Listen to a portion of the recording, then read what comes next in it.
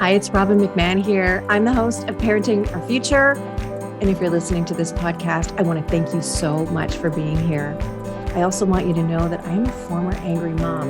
I used to yell and rage and threaten and punish my kids because I wasn't getting the cooperation or the behavior that I felt I should be getting. And I struggled for many years not knowing how to change or knowing what to do differently.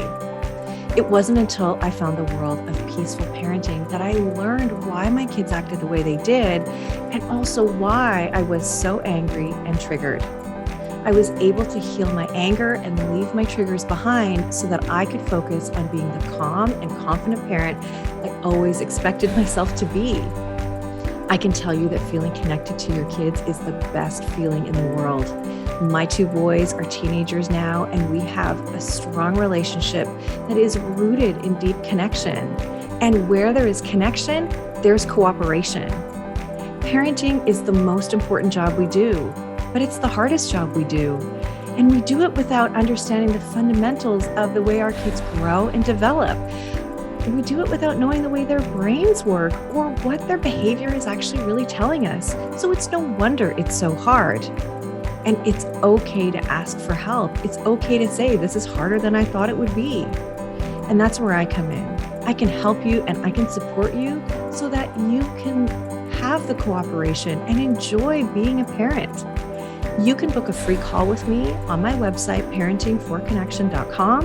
And if you want to download my free guide, How to Turn a No into Cooperation, go to triggerfreeparents.com. I really hope you enjoy the show.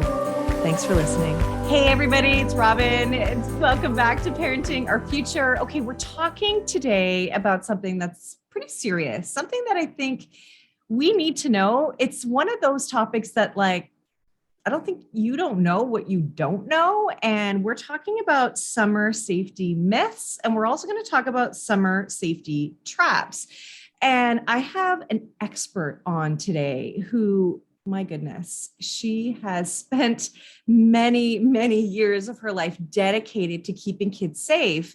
And, you know, we were talking before we hit record about Canada versus US and, you know, what sort of, you know, if there's any differences. And really what we want to start by saying is the toys that are made and that we're talking about, if they're in the States, then it can relate to Canada. There may be different regulations and that sort of thing. We're not going to get into that. We're just going to talk about the different kinds of myths and traps that are out there so that you can be prepared this summer and beyond, because this information is updated all the time. So without further ado, let me introduce you to Joan Siff.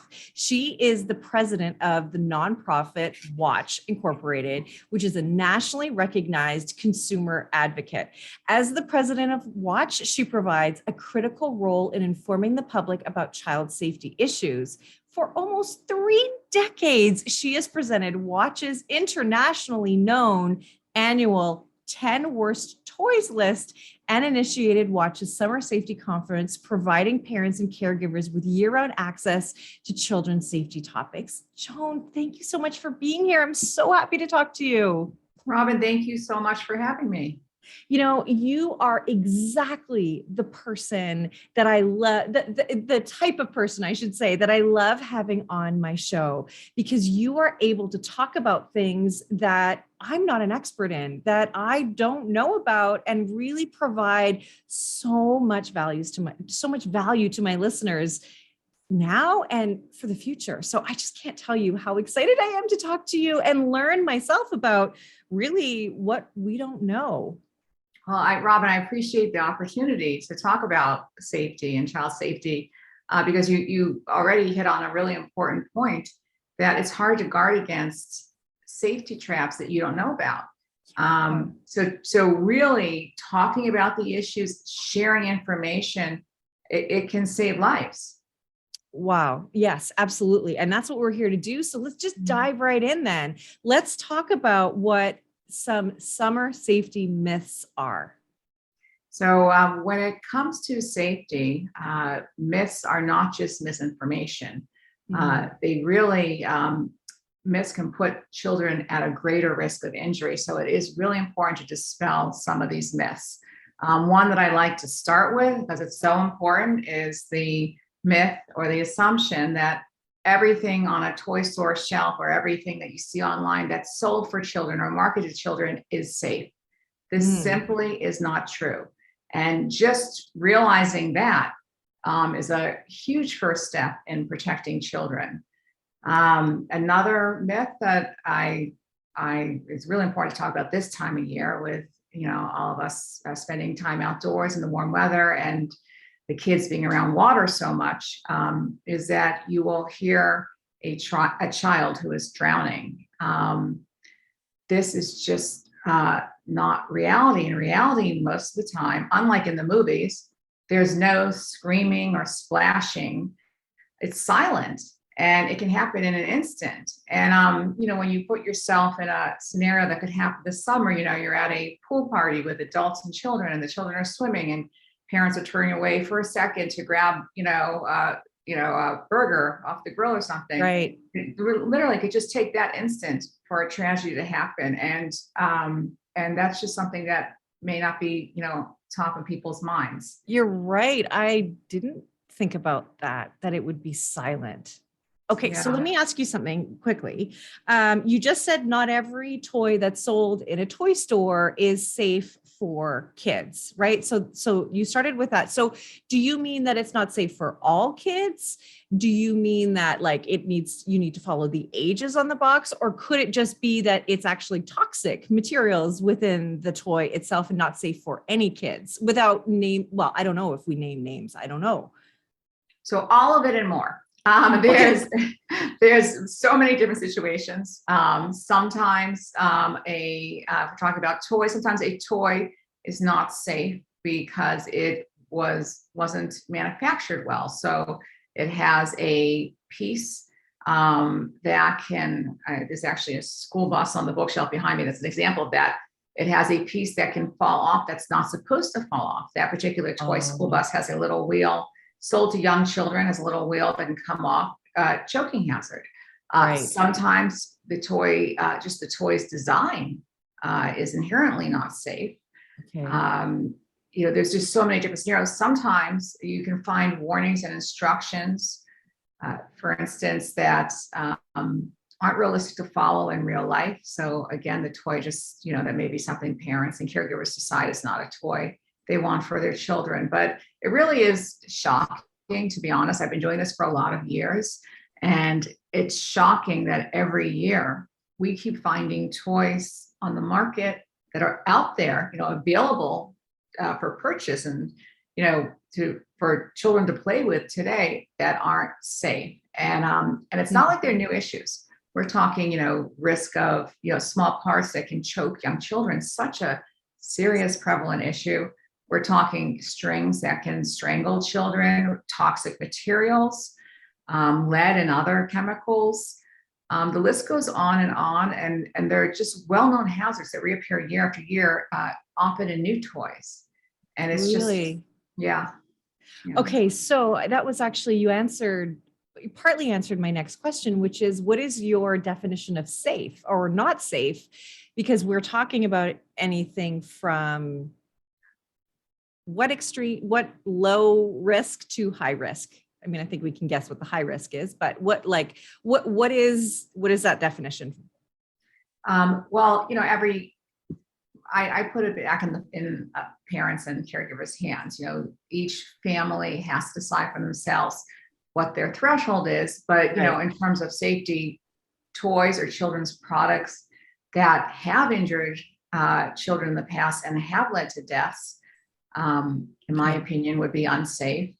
Toys that have the potential, that haven't injured children yet, but have the potential because they have characteristics that are similar to toys that were recalled or to toys that injure kids, that's a red flag too. So is it safe to say that we're looking at toys that can do anything from pinch or cut a child all the way to kill a child? Absolutely. Is that the range? Okay. And then drowning. So you just said drowning is silent. One of the things that I remember being so worried about with my own kids, and they're teenagers now, so I'm not so worried about it, but is this drowning after the fact, right? I forget what it's called. I want to say There's a couple names for it. One is dry drowning. Dry drowning. Yeah, that's what I wrote down in my little note here. So is that a myth? Is that real? Is that part of your? So it's not a myth. And there are different, one is dry drowning, and it's like a collection of fluid in the lungs. So dry drowning, it's not common, it's rare, but it's more common with children. So it is something I like to bring up because although it's rare, it's a real risk. It has led to severe consequences, and it's worth parents really checking in with their pediatricians and saying, what is it that I should look for in terms of this? Because, now, so some of the symptoms, for instance, may mimic some early COVID symptoms, difficulty breathing. Oh, no. So it's just really good to know what to look for. And it's a type of drowning that happens after your child's out of the water. So it can happen right after, or I've heard even a couple hours after. But it's something to be aware of because it does happen, as infrequent as it is, it does happen. Okay. So I'm glad you brought that up. Okay. And so if you think your child is experiencing symptoms related to dry drowning, you would take them to the hospital right away? Yeah, absolutely. Yeah. Okay, good. Okay. So thank you for letting me interrupt you. Now back to the list. One other water safety myth that I actually wanted to bring up was that one myth is that only large bodies of water are drowning hazards. And this is another important myth to dispel because young children can drown in as little as 2 inches of water. And what that means for us as parents and families is that there are, unexpected dangers in our backyards that we may not know about. If you're out gardening, and in the house, exactly. A bathtub, maybe, you finished the bath and you left water in it. And if you're outside gardening, a bucket. Children have gotten injured with buckets, young children. Pool covers, something I didn't know about till I started doing this work, can fill up with rainwater. Yes. And children have been injured in the water that collects in pool covers. But one common source of shallow water that's important, because so many people have these, are the baby pools, which are great, relatively inexpensive. They're portable, really easy way for your kid to have fun and cool down in the summer. But really important after you use them to empty the water and then turn them upside down, because there's another chance for it to become a hazard if it rains and it collects rainwater. So you just want to make sure that there's no chance of water collecting in that and other items in your backyard and fountains. Just something to really, really be aware of. Okay, that's great. Thank you for that. That's a great tip. All right, keep going. Another myth is just because something is popular means that it's safe. This is not the case. But we want it to be the case because it feels good to have, a sense of security that something's safe. And we all have different ways of vetting activities for our kids. But for instance, bounce houses, really popular for backyard birthday parties. People rent them, really popular at school events, at town fairs. But nobody expects their child to go to their friend's backyard birthday party and then get a call saying that there's been a tragedy. And that's actually what's been happening. And we've been raising awareness about this hazard for years. And then every year there are more injuries, and I mean serious injuries. So what happens is these bounce houses can get blown over by the wind or blown into the air. And this past year, there was an incident where the wind pulled a bounce house 30 feet into the air. 4 children died and 5 were seriously injured. And it's really a tragedy. And again, this is something I didn't know about till I started doing this work. And so it's an important message to get out there. Wow. You know, both of my boys have been really hurt. One by a trampoline, the other by it was a construction like set. It was a set with like a little tool belt, a little hammer, a little measuring tape, all these different little mini tools. And one day in the summer, my kids were playing. Funny enough, it was the summer. We were all on holiday. So at the time we were all home, and my older son, the way our stairs work, we have a set of stairs, then a little landing, then they change direction and they go up the other way. And so my son was at the very top of the stairs, and he took the measuring tape and he kind of fashioned it around the pole of the stair banister and hung it all the way down to the first floor, and told my little son to go swing on it like he was Tarzan. So this, because it was like junior edition of the tools, this was a metal measuring tape, and it sliced my poor baby's hands apart. And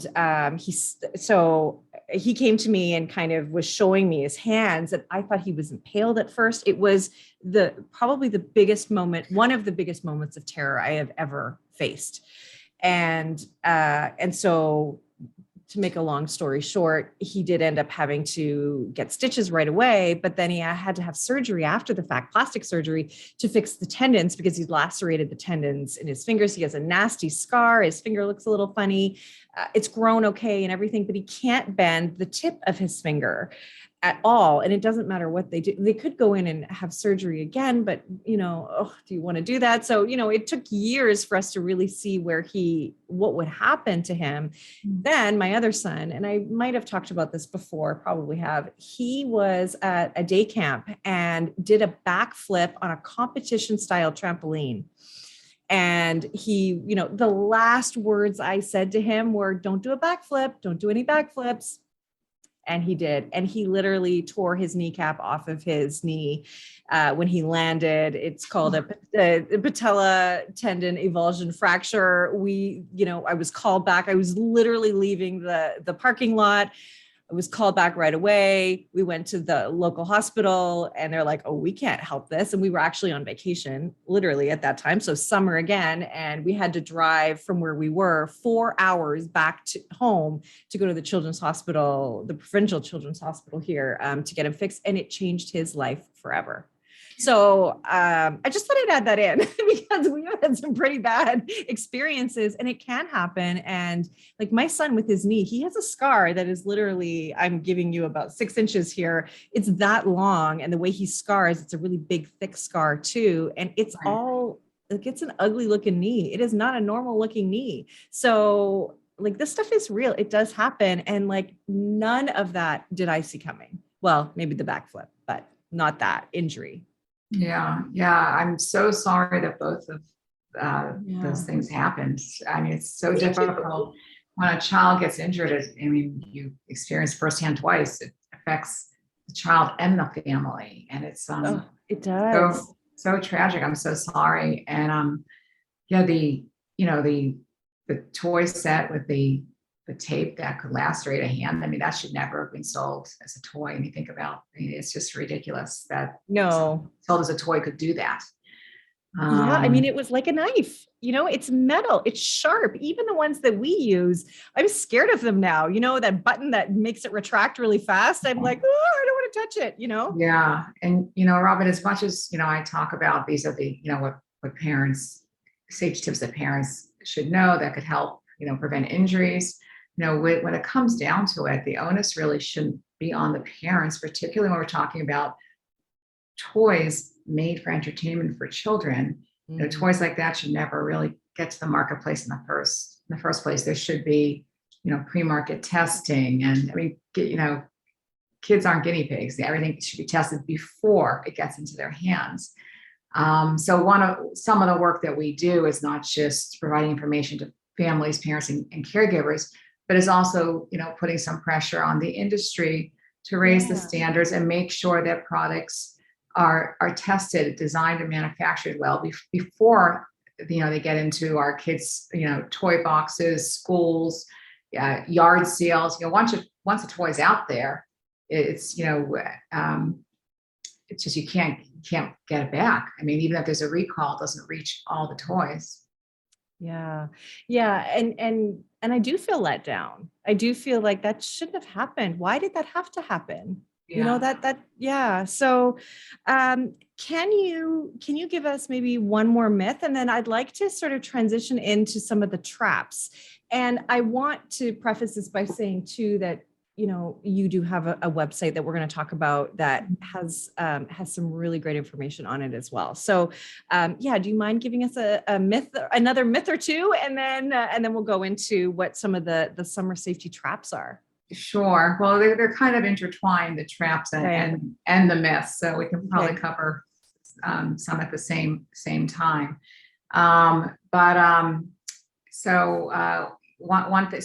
One myth is, and I mean, it kind of relates to your story, just because something is a toy or looks cute and innocent, does not mean that it can't hurt a child.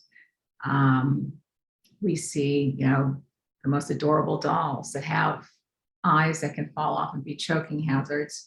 One of the items on the list this year are high-powered magnets. And we have talked about this issue for many years. And there was a recent recall of a toy with a high-powered magnet. They present really terrible risk of injuries to children. What happens is when children swallow them, they attach to each other in the intestines and combine the intestines. And one young child this past year lost part of her intestines and her appendix. Because of the high-powered magnets. So these aren't magnets like, that we may know from growing up that were on our grandparents' refrigerators. These are often 30 times more powerful than those magnets. And they can be sold as toys. Sometimes they're sold as desk toys for adults. But, very few people live in an environment where there are no children, and those desk toys for adults are finding their way into children's mouths. Even children, what I've heard is, children that don't normally put things in their mouths, that aren't of that age, are getting injured. So really a important issue to make people aware of. Wow. And wow. I was going to ask you, so these are some of those magnetic toys where you build things and that sort of thing. And sometimes those magnets probably could fall out of those. Absolutely. Things, right? But then for you to say that it's also about stuff that you might have on your desk, that's true, right? Those little sort of fidget things for us, right? Where you take the little flakes of metal and you build a little, whatever, sculpture with them using that magnet. Oh my goodness. Yeah, I just want to, we're probably going to get to social media soon, but this is just, last year we did raise awareness about social media challenge involving high-powered magnets. And it's just a good example that these types of toys and magnets aren't just risks for younger children, also for teens. It's something for families to really be aware of. Because the social media challenge encouraged teens to use high-powered magnets to mimic lip and tongue piercings. And teens were unintentionally swallowing the magnets, and serious lifelong injuries occurred to some of these children. So there's a couple issues there. And something we can dive into more also is that, we're talking about a product that's potentially dangerous, and we're talking about social media influence, which we all know plays a large role in our children's lives. So there's a double issue there. Wow. That's, such a great point. the Tide Pod challenge, for Pete's sake, Yeah. hit social media too. And oh my goodness, that's such an important point. Wow. Okay. I need a second. That's so true. It's so true. And so I'm, of course, thinking little kids, but yeah, you're right. Those bigger kids are doing things too. And they don't really have, naturally as a teenager, they are risk takers. That's just what's happening in their brains. And they don't have full access to the part of their brain that has reasoning and rational thought, right? And to be able to forecast consequences. So it's the perfect storm, really. Exactly. Let me give you another example of another item that is on our summer safety traps list, also involving a potentially dangerous product and social media. Which is, it was in social media, it was called the Orbeez challenge. I don't know if you've heard of that. Orbeez challenge. Yeah, I know a little bit about it, but please tell me. But allegedly, teens are encouraged to take these guns that shoot. I have one here. I can show you in a minute. That shoot gel balls and target bystanders in communities out in public. So recently, a 16-year-old allegedly, because of one of these challenges, and allegedly, this is what happened. He shot a teen girl and she injured her eye, and he was arrested. So, the consequences are injury, but also in this instance, a real life consequence of an arrest. And there's been many reports of injuries related to these high-powered, so they're high-powered toy guns. Some of these toy guns can shoot up to 200 feet. So we're talking, some of the impact can be quite serious. And every year we actually talk about high-powered toy guns, whether they're water guns, dart guns, or in this case, gel ball guns, because there is actually, without the social media influence, there's a triple threat here. You have the threat of, in some cases, the ammunition can be a choking hazard to younger children. Older children are playing with them in the lawn. The ammunition, this is the ammunition for the gel balls. This is after they're soaked in water. They oh my goodness, like I didn't even. And there's know. Actually a choking hazard warning on many of these products, but if they're left in the yard and your younger children are playing in the yard, so that's one of the three hazards. There's that. There's the potential for eye injuries, which can be, permanent and serious. And I've seen a lot of eye injuries from high-powered toy guns over the years. Then there's the issue of realistic-looking toy weaponry. I just want to hold. I have this is one of the guns. Oh my goodness! So imagine it's dark outside, a kid's playing with this in a public area. One of I don't know if it's this one or another one, but one of the toy guns I have actually has a warning on it saying not to play in public areas because law enforcement can mistake them for a real weapon. But tragedies have happened when toy guns have been mistaken for real weapons. So those are just three hazards associated with potential hazards with one type of product, and then you add in social media influence, which during COVID. Social media soared. It was just, kids were stuck at home and isolated from their peers. And then you have the summer, they have more free time on their hands. So important issue for the summer and year round.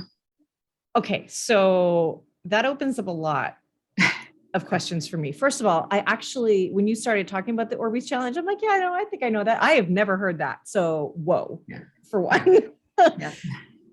So the ammunition in and of itself. So you're saying Orbeez, it's essentially an Orbeez, but it's made for that gun. So this gun is supposed to shoot these gel balls. Is that correct?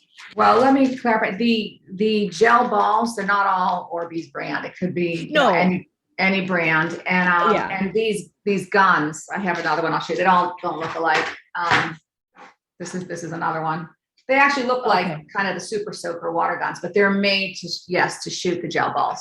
Okay. So that's new for me. I haven't obviously been in a toy store for a while. I don't know if they have those here. So, okay, good to know. And that the ammunition itself, yes, definitely can be a choking hazard. And the sneaky thing about those, that ammunition, and please tell me if this is not true, but I would guess that it would dry up and go into that little bead that it is. But then when there's rain and, or water or whatever, they're going to sort of gather the water again. And I want to say reinflate. I know that's the wrong word, but you know what I mean? So couldn't it be also a problem later too, that, rain and they're sitting around, I think that's an important issue. I don't know the answer to that. Okay. I know that, it's hard to see. They start out looking like this. It's these tiny little pellets. You soak them and they become the bigger ones. I don't know how long that lasts. But it's, when you see a warning for a choking hazard relating to it, and then you put that toy into use in real life, there's an inconsistency there. Right. Now, the other question I have is, and by the way, for anybody listening, if you do want to see what we're talking about, please have a look at us, or my channel on YouTube. It's Parenting for Connection. And all of my podcast episodes are there. So please do join me there, and you can watch us talk instead of just listen. And there is a link in the show notes to my channel. So what I wanted to say is the gun that you first showed me, which is really a rifle, and it looks like it has a big long silencer on it. The gun itself looks like it's black and gray camouflage kind of a look to it, with the silencer being big, long, black. So yes, it definitely does look like it could be a real gun. Is there not any kind of regulation that says that it has to have something fluorescent or has to have something to show that it's a toy to law enforcement? I thought that was something that had to happen. Many states and provinces, they have regulations that the tip has to be orange. Right. But even with that regulation, when it's dark out, that may not be something that's visible. A few years ago was a trend. Some kids were, covering that up and painting or I could see that too. So there's a lot of different scenarios there. Okay. So that doesn't really stop much, that little end piece. Okay. Oh my goodness. So, and that eye injury is that really the biggest problem with those guns is the eye? I would say eye injuries are one of the biggest problems because, again, these can really shoot with some tremendous force. Some are worse than others in that sense. We've seen eye injuries, from Nerf guns too, not just these. And this actually brings up an important point that a lot of times parents have a false sense of security that something's safe because there's a word or, a brand name is familiar, or, maybe the word Nerf implies something soft and it's safe. But even that type of ammunition can potentially cause a very, very serious eye injury. So some of the items are sold with goggles that you wear. Some aren't. Even we found high-powered toy guns that are sold with the goggles, protective gear. But then you have a picture on the cover of the box that shows the kids playing without the goggles. And so that's inconsistent marketing. Going back to your earlier point, what are some of the safety issues with toys? And that's one of the issues because, what's the expression? Pictures are worth a thousand words. Not just kids, but families mimic what they see. Well, it's okay. They're playing without their protective gear on the cover of the actual product. It's influential to your child, right? And that kid looks cool on the box, and mom makes me wear the glasses. I don't want to wear the glasses, right? Yeah, I know. Whenever there was a big Nerf war happening in my house or in my yard, those kids were wearing safety goggles, but they didn't want to. So So, there's something that I've heard a lot about lately too, and that is these e-bikes or e-scooters, things like that their batteries are exploding. What is that about? And you must cover that off. So that's a really important issue. I'm not familiar specifically with the types of batteries that are in e-bikes, but if it's anything like hoverboards, which are that like the batteries just as you've read about them spontaneously explode. Sometimes it seems, Whoa. and kids and adults are at risk from these battery explosions. And again, the products just shouldn't be out there if this is happening. That's something that should be caught in the manufacturing process. So, back to e-bikes, the use of e-bikes really saw an astronomical explosion. Not e-scooters and as well as non-motorized scooters both saw an explosion in use during COVID, because it's a great way, parents think, to keep kids active, and you're not being exposed to large groups. Right. But e-scooters are not for kids. The American Academy of Pediatricians says, no one under 16 should be on an e-scooter. One of the problems is sometimes the apps. I've never used one, but that you use to sign up for them, they don't ask for parental consent. So this kind of easy access to these e-scooters. But there are millions of users for these scooters. And then going back to non-motorized scooters, many parents are surprised to learn that it's the toy with the highest injury rate for the last few years. Really? More kids are injured on non-motorized scooters than any other toy. So actually, in the summer, we have a summer safety report, which we're talking about, where we talk about 10 summer safety hazards. But in the fall, we have our 10 worst toy list, and scooters are usually on it just for the sheer fact that they have the most toy-related injuries. And sometimes the injuries are from a fall, sometimes from a motor vehicle. It's just really something to be aware of. And even I think, going back to myths, another myth is that you have to be up high on a bike or something to be injured from a fall. But a child can be injured from a very short fall, even on a tiny toy scooter. Really? So if you choose to have if you choose to have your children ride non-motorized scooters, make sure that they have the appropriate safety gear, helmets, elbow pads, knee pads, whatever is recommended for that specific item. Right. Oh my gosh, that is such good information. Thank you for that. One thing I was going to add about the battery powered stuff is when you look at gas prices, people are going to go to, these battery powered bikes and scooters and, different things just because I can get to work easier, right? Or I can get from A to B to school to whatever. So it does pose a risk, I would think, to children, adolescents, and adults, really, right? Yeah, absolutely. Yes. Yeah. Just the other day I was driving in Vancouver, and I saw somebody on like a unicycle, sort of I don't know, like a Segway, only it's one wheel and it has like foot pedals on either side. And he's just sort of like, ducking and weaving through people and whatever. And it looks super cool. But, with that comes risks too. And I don't know if he was wearing a helmet, to be honest. So. I've seen those, and it looks, in my opinion, super, super unsafe, but I don't know how people ride them. It's a mystery to me. I don't either. I didn't pull over and ask him. Yeah. But so this has all been so great. And really, this is not to scare parents. This is to empower them to know what to look for, right? If you don't know what you don't know, you can't look for it. And so people like you, Joan, are just so important. We need people like you.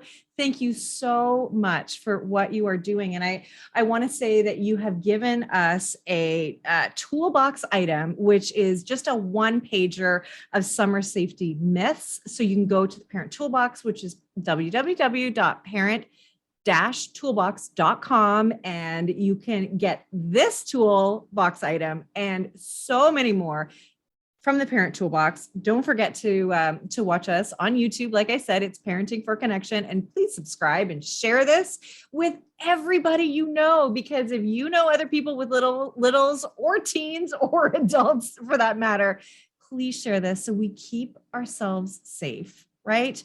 And I want to just call out your website. It is toysafety.org. and you can see the summer safety list there, the summer safety report, and the 10 worst toy list as well. Yes. Can I turn it over to you? Any last words that you have, anything that you want the parents listening to know before we sign off? First of all, Robbin, thank you again so much for helping get this information out there. And I do encourage people to go to the website, because there's so much more information that's impossible to touch upon in this amount of time.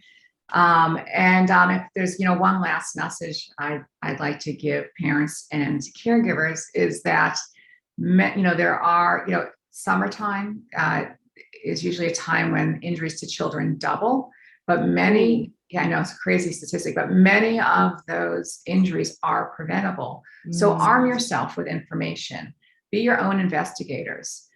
Don't assume that because the toy or children's product is out there and being used, that it's been vetted and safe. Because really, knowledge is power and can save lives. Wow. Yeah. And it just makes me think that you just have to be your own advocate. You've got to look at stuff and say, you know what? I don't know about that. Nah, it doesn't look safe to me. Like, go with your gut too. Yeah. Not just blind trust. Yes. And I think I've done that. I've definitely done that, and we could have avoided some injuries in my own house. So thank you so much, Joan. Again, it's toysafety.org and all the information is there. And then of course you can have that one pager of summer safety myths. Again, thank you for being here. And thank you for the work that you're doing to keep us all safe. Thank you, Robbin. Thank you for listening to this edition of my podcast, Parenting Our Future. I'm parent coach Robbin McManne, and if you're enjoying this podcast, please share it with someone who you think might also need to hear this message. And don't forget to subscribe, and if you like my work, I would be grateful if you gave me a 5-star rating. For those of you who like my content and want more, visit me at yellingcurebook.com to get your copy of my book and to find other resources to help you. Until next time, I am wishing you and your family peace and connection.